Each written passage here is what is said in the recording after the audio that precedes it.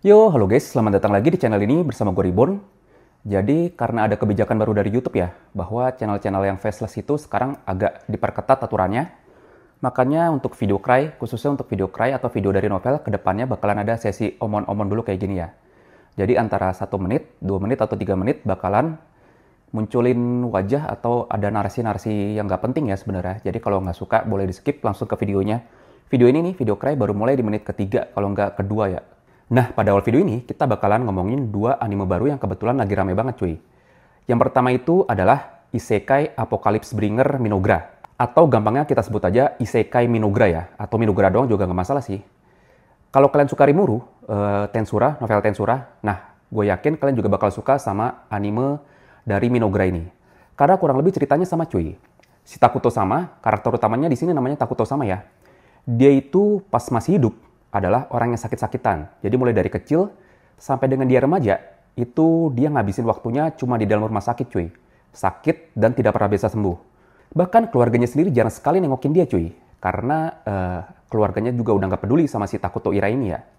Gara-gara itu si Takuto Ira ini dari kecil sampai dengan remaja kerjanya cuma main game di dalam kamarnya.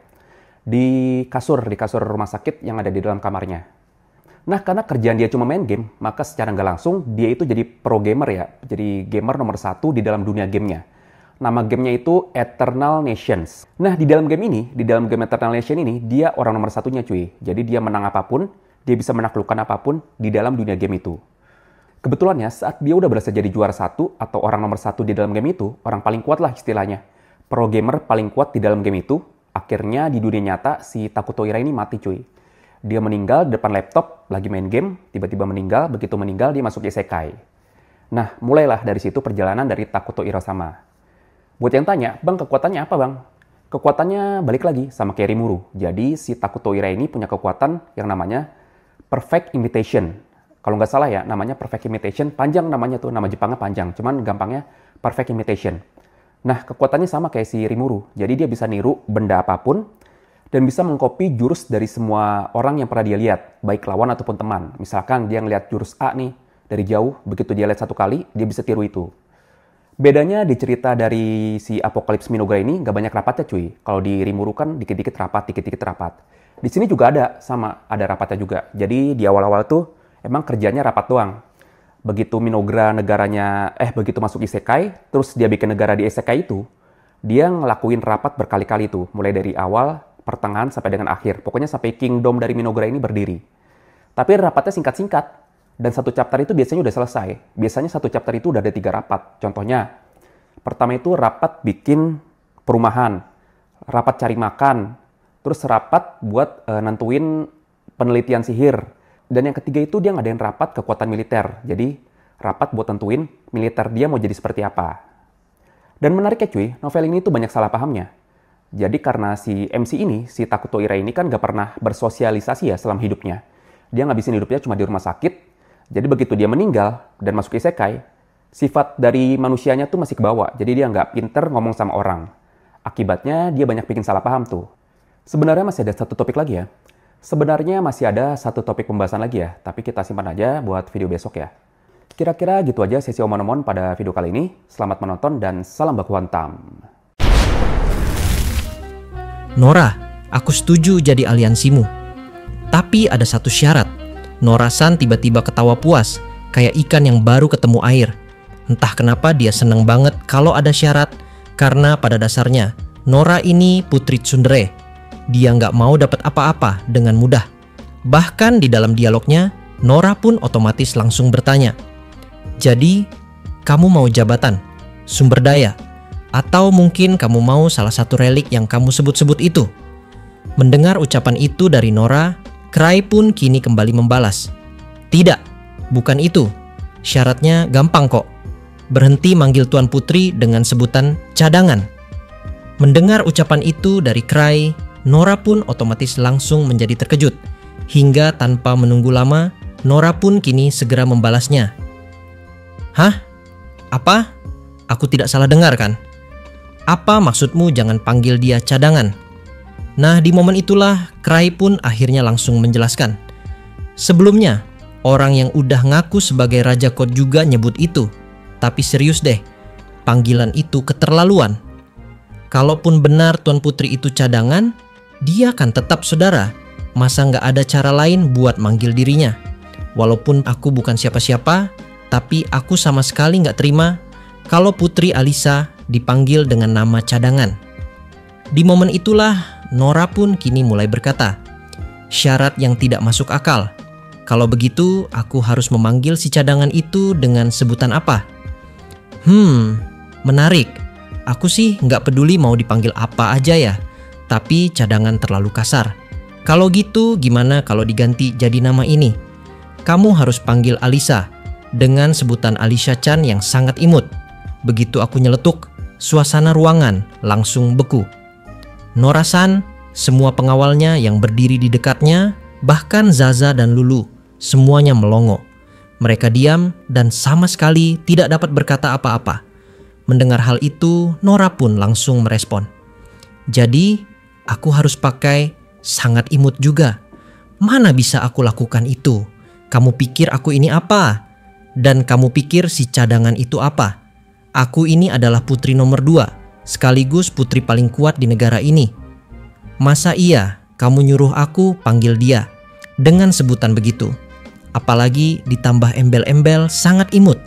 Mendengar ucapan itu dari Nora, Krai pun otomatis langsung membalas, "Ya, tentu aja. Harus setiap kali manggil. Mulai dari sekarang, kamu harus berhenti panggil dia dengan sebutan cadangan dan turuti semua perintahku tadi." Sementara itu, dengan wajah merah padam dan bibir bergetar, Nora-san berteriak. Dan aku cuma nyengir santai dan terus menegaskan kepadanya berkali-kali dengan cara seperti ini. "Ingat, bukan cadangan, tapi Alicia-chan yang sangat imut. Atau jika kamu keberatan, maka mari kita tingkatin lagi persyaratannya, yaitu kamu harus panggil dia seperti ini. Alicia-chan, adikku yang sangat imut." Di momen itulah, Nora pun otomatis langsung membalasnya. "Hah? Kamu mau mempermalukanku sampai sejauh itu? Apa panggilan pertama aja nggak cukup? Itu aja udah buat aku malu. Kalau ditambah lagi, aku bisa jadi gila." Mendengar ucapan itu dari Nora, Krai pun kini otomatis langsung membalas. "Aku sih nggak ada niat buat mempermalukan siapa-siapa. Toh ini cuma soal cara manggil doang kan. Jadi, apanya yang menjadi masalah? Dengar, aku cuma keganggu aja sama panggilan cadangan itu. Kalau harus ganti nama panggilan, ya harusnya panggilan yang buruk itu diganti juga. Lebih baik kita panggil dia dengan nama yang lebih pantas. Nora-san, kamu itu kakaknya Tuan Putri. Ya wajar dong kalau bertindak sebagai kakak juga. Syaratku gampang banget kan? Aku nggak butuh jabatan apapun, aku nggak butuh dikasih harta sebanyak apapun. Aku sih mau relik kalau kamu kasih. Tapi demi Tuan Putri Alisa, aku rela nggak dapat relik sama sekali. Pokoknya, aku sudah memutuskan bahwa mulai dari sekarang kamu akan jadi kakak Nora. Alias kamu harus jadi kakak yang baik bagi adik kesayanganmu, yaitu Putri Alisa." Menyaksikan ucapan itu dari Krai, Nora pun kini otomatis malah menjadi semakin marah. Tapi, tepat ketika wajah dari Nora sudah berubah menjadi semakin merah, tiba-tiba seluruh pasukan ksatria yang ada tepat di samping dari tubuh Putri Nora, mereka pun kini akhirnya langsung datang untuk dapat menghampirinya, sambil berkata seperti ini kepada Putri Nora, "Nora-sama, tolong tenangkan diri Anda." Dari hadapannya itu, Krai pun bisa melihat bahwa tubuh dari Nora saat ini masih gemetar, entah karena marah atau malu, sementara para pengawalnya udah mengelilinginya. Mereka semua tinggi, ganteng, dan punya badan atletis. Mungkin memang ini tipe cowok yang Nora-san suka. Salah satu dari mereka, seorang era kesatria berambut biru, bicara dengan serius. "Nora-sama, perkataan pria itu sungguh keterlaluan. Tapi kita memang membutuhkan kekuatan kaisar petir. Untuk saat ini lebih baik bersabar dan menahan emosi."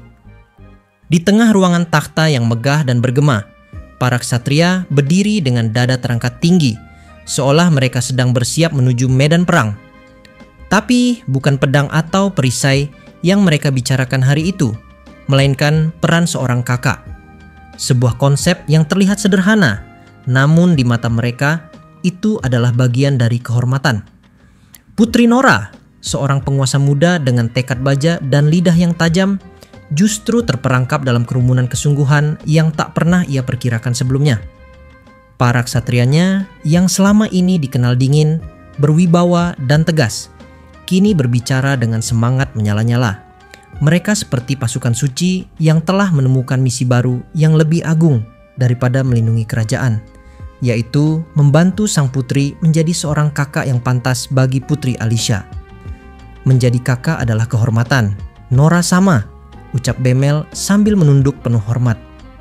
Saya tahu rasanya memiliki adik perempuan yang keras kepala dan penuh rasa ingin tahu. Saya tahu bagaimana menjaga jarak saat dibutuhkan dan bagaimana mendekat ketika mereka ketakutan. Biarkan saya menjadi pedoman Anda. Sir Kalden berdiri di sampingnya menepuk dadanya. Dan saya, Nora sama, telah bertahun-tahun merawat adik-adik saya saat perang melanda desa kami.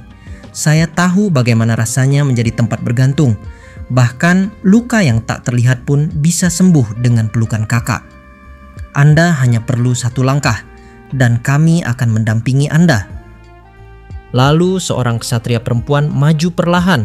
Dengan mata teduh dan suara lembut, dia berkata, "Saya tidak punya adik kekandung, tapi saya tahu bagaimana rasanya iri. Saya tahu rasa ingin memiliki sosok yang memeluk saat kita takut. Saya membayangkan sosok itu adalah kakak perempuan. Dan saya percaya Anda bisa jadi seperti itu bagi Putri Alicia." Suasana berubah hening. Hening yang menekan dan menghimpit, namun juga hangat. Bahkan suara detak jam di ruang takhta pun seolah menahan diri. Nora menatap mereka semua, terdiam. Lalu pelan-pelan, matanya beralih kepada Cray, pria nyentrik yang menjadi asal muasal kekacauan ini. Dan amarahnya seperti badai yang tertahan akhirnya meledak. "Diam kalian semua!" Suara itu menggema sampai langit-langit, mengguncang semua orang yang hadir. Para ksatria mundur satu langkah serempak, bukan karena takut, tapi karena hormat terhadap ledakan perasaan sang putri. Wajah Nora memerah dan napasnya terengah, tapi ia tetap berdiri tegak. Ia menatap Cray seolah pria itu adalah biang segala masalah di dunia ini. "Baiklah, Cray Andre, aku akan jadi kakak yang hebat atau apalah itu," ucapnya dengan nada yang lebih seperti ancaman daripada janji. Tapi semua orang tahu itu adalah bentuk persetujuan. Namun sang putri tidak akan membiarkan semuanya semudah itu. "Tapi kalau kamu menginginkan itu, maka kamu harus membuktikannya. Aku beri tugas tambahan. Bukan hanya mengalahkan Kaisar Petir, tapi taklukkan seseorang yang masuk dalam daftar penyegelan khusus." Beberapa ksatria tampak terkejut. Wajah mereka mengeras. Nama itu tidak biasa disebut, bahkan di kalangan dalam kerajaan. Dia adalah penjahat dari luar negeri. Bukan hanya kuat, tapi dia juga tidak tersentuh. Tidak ada cara bicara dengannya. Tidak ada tawar-menawar. Bahkan sistem kota pun lumpuh saat dia bergerak. Dia adalah bencana yang disegel. Jelas Nora dengan tatapan liar. "Mustahil," gumam salah satu ksatria. "Itu bukan misi untuk manusia biasa." "Pria ini bahkan dapat evaluasi cuma nilai 4, kata lainnya dengan cemas. "Diam kalian, jangan halangi dia. Bukankah kalian semua mendukung? Maka buktikanlah bahwa semangat kalian bukan hanya omong kosong," seru Nora penuh emosi. Intinya, Nora sudah memberikan satu buah perintah khusus kepada Cray, bahwa Cray harus bersedia untuk dapat melepaskan tahanan paling brutal, sekaligus tahanan paling kuat, yang kebetulan sekarang dimiliki oleh negara Code. Nama dari orang itu adalah Sorao. Dia adalah salah satu ketua dari organisasi Rubah Ekor 9. Alasan dia disimpan di dalam negara Code sebenarnya sangat simpel, karena pada dasarnya kekuatan dari bandit itu terlalu besar. Hingga secara tidak langsung, tidak ada satupun penjara di dunia ini yang dapat digunakan untuk dapat mengurungnya. Bahkan dalam keadaan sedang terluka parah, orang itu tetap saja kuat. Saking kuatnya, dia mampu menipu sistem pertahanan dari kota Code.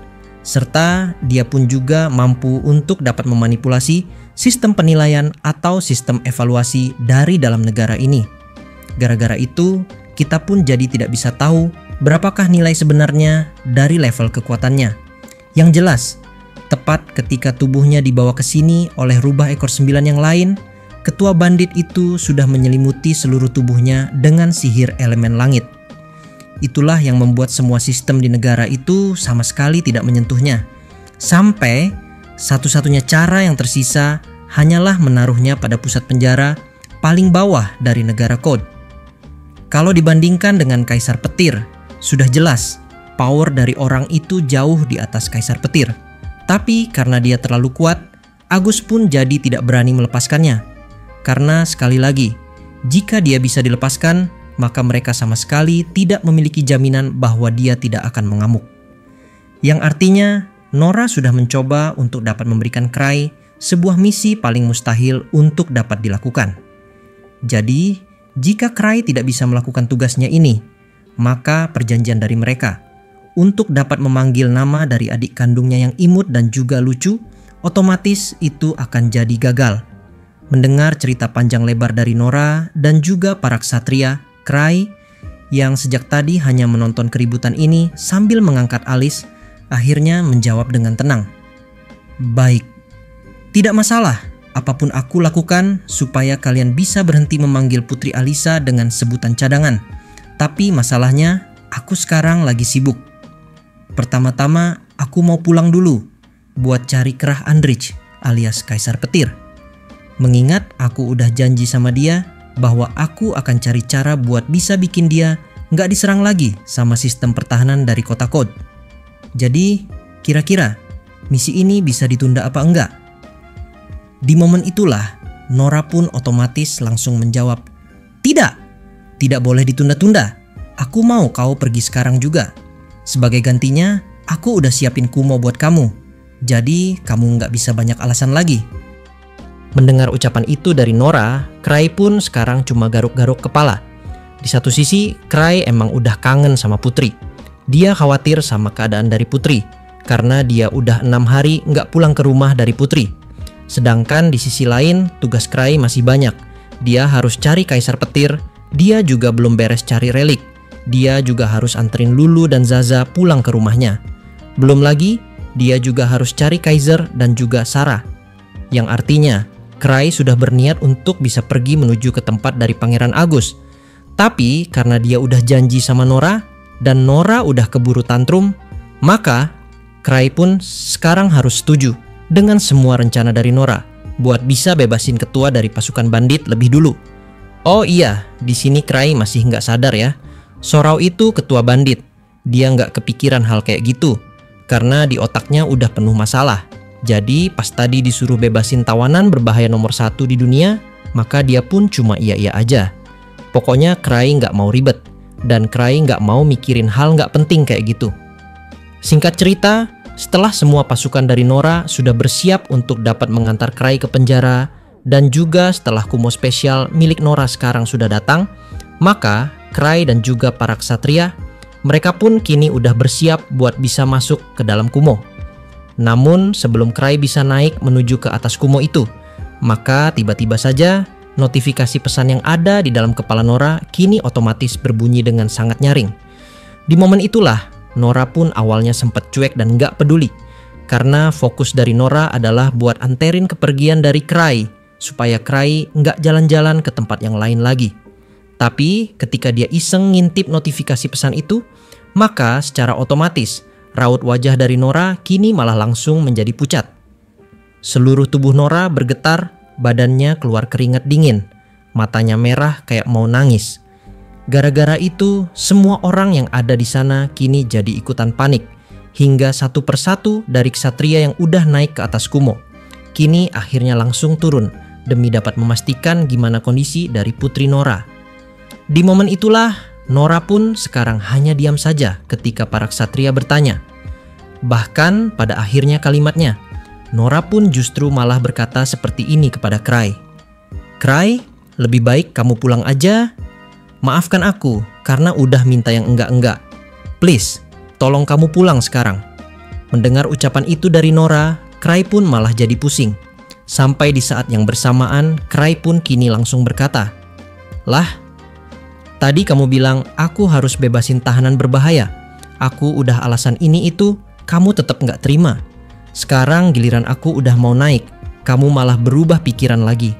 Aku sih nggak masalah kalau disuruh pulang, tapi aku udah terlanjur ngumpulin niat buat pergi ke penjara lagi. Kalau kamu batalin, aku bakalan susah buat. Titik, titik, titik. Nah, tepat ketika Cry sedang berbicara seperti tadi kepada Nora, maka Nora pun sambil mau nangis, kini langsung memotongnya. Sudahlah, lupakan. Lebih baik kamu pergi sekarang juga. Jika kamu udah nggak mau, maka anggap ini adalah perintah dari aku. Walaupun Nora ngomongnya masih blak-blakan kayak biasanya, tapi sekarang nada suaranya jadi jauh lebih pelan dan juga jauh lebih lembut. Gampangnya, nada suaranya berubah.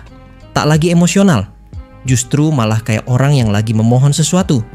Menyaksikan hal itu, para ksatria langsung menjadi siaga. Mereka saling melirik, menyadari ada sesuatu yang tidak mereka pahami sedang terjadi. Mendengar ucapan memohon dari Nora, Cry pun sama sekali tidak membantah. Ia menunduk sedikit, lalu berbalik. Kemudian dia otomatis langsung berjalan untuk dapat meninggalkan wilayah kekuasaan dari Putri Nora sambil masih garuk-garuk kepala. Nah, menariknya, tepat ketika Cry saat ini sudah tiba di luar, maka dia pun sekarang langsung naik tepat ke atas Kumo. Dan karena kebetulan hari saat ini sudah malam, Cry pun langsung memutuskan untuk dapat bisa ngebut. Karena para warga sipil udah banyak yang pulang ke rumahnya masing-masing, jadi secara otomatis jalanan pun jadi agak longgar. Di dalam Kumo itu, Cry pun mulai bersandar. Dia mencoba menenangkan pikirannya sambil mulai berkata asal-asalan. Baguslah, aku udah keluar dari area Putri Nora. Jadi aku sekarang bisa bebas ngapain aja. Karena hari udah malam, kayaknya aku mau cari hotel dulu deh. Baru besok aku jalan-jalan lagi buat cari relik, tepat di dalam perjalanan pulang. Lagi pula aku kan sudah tidak pulang 6 hari. Jadi jika aku tunda 1 atau 2 hari lagi, harusnya itu bukan masalah bagi Putri Alisa. Lagian aku nggak ada kerjaan juga di sana. Jadi daripada diem doang, nggak berguna. Lebih baik aku main-main dulu. Namun ketika Cry baru saja mengeluarkan pemikiran seperti itu di dalam kepalanya, maka tiba-tiba saja ruangan di dalam Kumo itu sekarang langsung diguncang dengan sangat keras. Serta di saat yang bersamaan muncul suara aneh tepat di dalam kepala Cry, di mana di dalam praktiknya suara dari orang itu langsung berkata seperti ini kepada Cry, "Jangan main-main, cepat kembali." Napasnya tercekat, suaranya mirip kayak orang ketakutan. Mendengar ucapan itu dari dalam kepalanya, Cry pun kini langsung sadar bahwa orang yang baru saja berbicara kepadanya ini, dia pasti adalah raja. Tapi pertanyaannya, ngapain raja ngomong sama Cry secara langsung? Gara-gara itu, Cry pun awalnya tidak yakin. Hingga pada kesempatan yang sama, Cry pun coba buat mikir hal kocak yang lainnya. Intinya, Cry coba buat mikir kalau dia nggak mau pulang malam ini. Tapi setelah mencoba itu 2 kali, maka suara yang mirip raja itu kini akhirnya malah jadi semakin panik. Akibatnya, dia pun kini langsung berteriak, serta dia pun langsung berkata dengan serius tepat kepada Cry, yaitu, titik, titik, titik, bersambung pada hari apa, hayo.